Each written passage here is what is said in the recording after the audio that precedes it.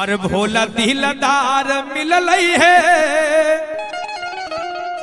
आमान है मोर बतिया कि मेरे भोलेनाथ बड़े दिलदार हैं। अरे भोला दिलदार मिलल है और मान है मोर बतिया और भांग पिसबा है भले सजाना है रे सखी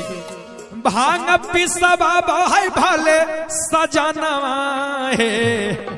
अरे पूरा देवा घर घूमाब है आते सवाना है पूरा देवा घर घूमाब है आते सवाना है पूरा देवा घर पियावा दिलदार मिलल है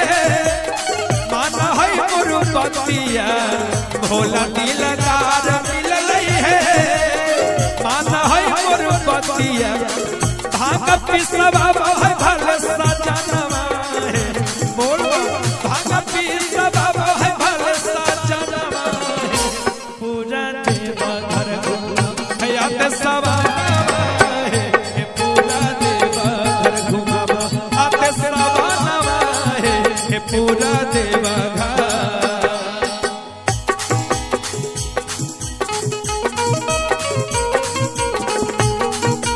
जी हर हर महादेव।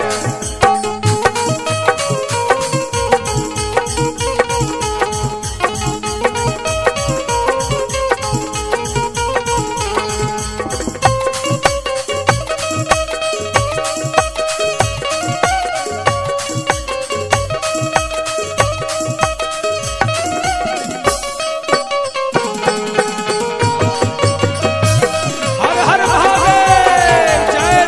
जय शिव बोल बोल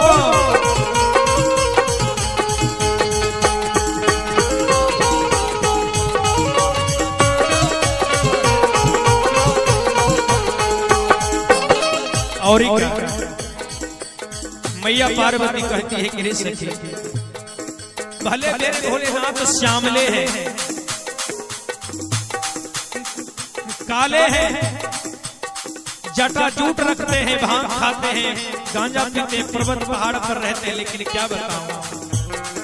और सावर है साजनवा सख नहीं है तनिको दुख है बोलिया से मग चुई बाड़ी हासमुख है सावर है साजनवा सखी नहीं है तनिको दुख है बोलियो से मग चुई बाड़ी हासमुख है करही है पियावा पर गुमानवा है करही है पियावा पर गुमानवा है। मैया पार्वती कह रही है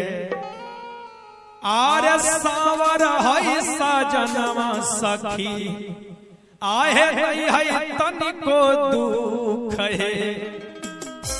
बोलियो से मध चुवै बाड़ी हासमुख है आर करही है पियावा पर गुमानवा है। मैया पार्वती कह रही है आर करही है पियावा पर गुमानवा है पूरा देवा घर घुमाब है आते सवाना